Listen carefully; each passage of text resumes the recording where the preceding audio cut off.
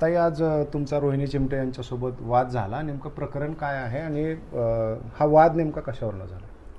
त्यांना टक्केवारी हवी होती, त्याच्यामुळे हा वाद झालेला आहे. त्यांच्या मनमर्जीतला ठेकेदार आहे तो RR धोत्रे जो आहे, त्यांच्या घरापाशी राहणारा व्यक्ती आहे आणि त्यांना त्याच माणसाला काम पाहिजे, त्याला टक्केवारी पाहिजे, म्हणून त्या माझ्या अंगावरती धावून आल्या. माझ्या प्रभागातले हे काम आहे, माझी नगरसेविका झाला तुम्ही, मी स्टँडिंग आहे, तुम्ही अजिबात ह्याच्यामध्ये लक्ष घालायचं नाही, आता मी तिथली मालकी नाही, मी बघून घेणार, ह्याच्यावरनं वाद झालेला आहे. पण मूळ प्रकरण काय आहे नेमकं? त्यांना वसतिगृह होऊ द्यायचं नाहीये. वसतिगृह कुठं आहे? टक्केवारी, त्यांचं मूळ प्रकरण म्हणजे कुठं आहे? टक्केवारी. नेमकं काय, कधीपासून त्याचं काम 2018 पासून, काय स्टेटस? 2018 पासून त्याचं काम चालू आहे. 4 मजले आता बांधकाम पूर्ण झालेलं आहे, पाणी टाकीचं वगैरे काम झालेलं आहे आणि आता जे उर्वरित काम आहे, कलर असेल, लाईट असेल, बेड असतील, कपाटा असतील, समोरचं भिंत बांधून असेल किंवा तिथलं समोरचं ग्राउंड वगैरे व्यवस्थित करणं असेल, ह्या अजून एक कामं नळ फिटिंग करणं असेल, अशी कामं बरीचशी आहेत तिथं. त्या कामाचं 3 कोटीचं म्हणजे 2,20,00,000चं GST वगैरे कट होऊन कोटी ह्याचं काम लागलेलं आहे. त्याच्याच मर्जीतलं त्यांनी तो ठेकेदार बसवलेला आहे आणि त्यांचं ते टक्केवारीसाठी त्याच्यासाठी तिथं येऊन त्या पाठपुरावा करत आहेत.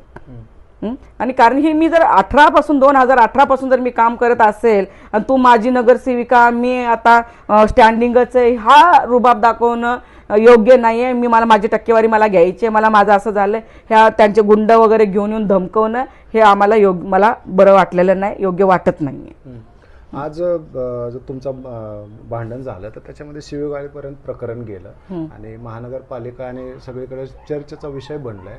एवढा संताप का झाला तुमचा? कारण आदिवासी मागासवर्गीयांच्या मुलींचं व्यथा ज्या आहेत ना, पारधी समाजातल्या, त्यातल्या त्यात पारधी समाजाच्या व्यथा ह्या नगरसेविकांना माहिती नाहीये.